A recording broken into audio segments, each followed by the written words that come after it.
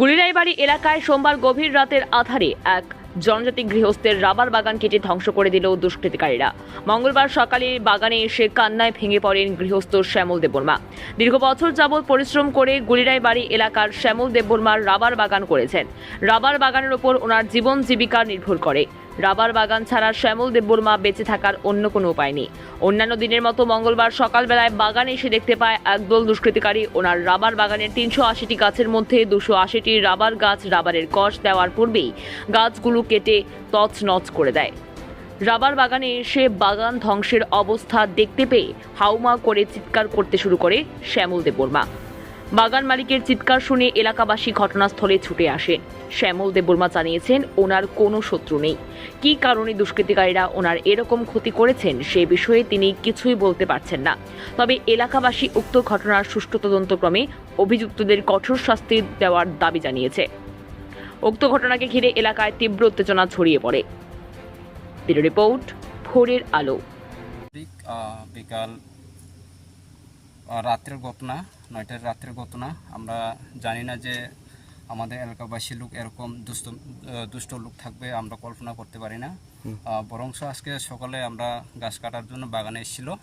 বাগানে এসে দেখলাম যে আমাদের বাগানগুলো এখানে কাটাবার জন্য কোনো একটা সুবিধা ছিল না।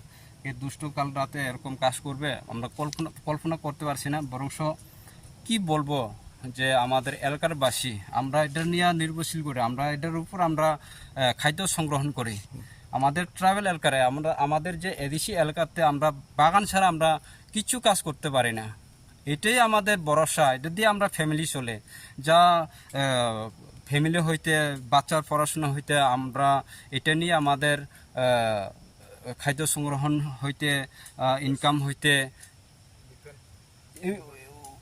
অল টোটাল আমরা এটা দিয়েই আমরা নির্ভর করি। কিন্তু আজকে যে এরকম কাজ করে দুষ্টামি করছে, এটা কি পদক্ষেপ নেব আমরা প্রস্তুত আছি। আমাদের এলাকার বাসী সবাইকে আমরা জানাচ্ছি আজকে সকালে সব আমরা আসার পরে দেখার পর্যন্ত এখন কি স্টেপ নেবে আমরা আবার সিদ্ধান্ত করব। অনুমানিক কত গাছ হয়তো নষ্ট করছে? ধন্যবাদ এ কথাটা জিজ্ঞাসা করার জন্য। এখানে টোটালি 400 বাগান লাগানো ছিল।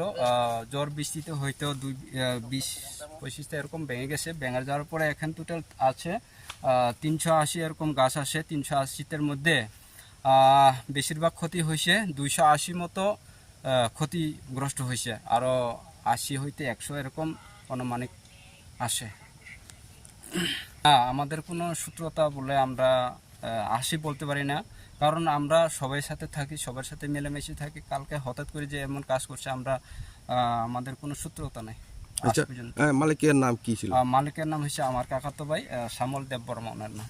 কোন জায়গায় এটা থানা Bishramganj, village Guliraibari, district Sepahijala, block Jampuijala.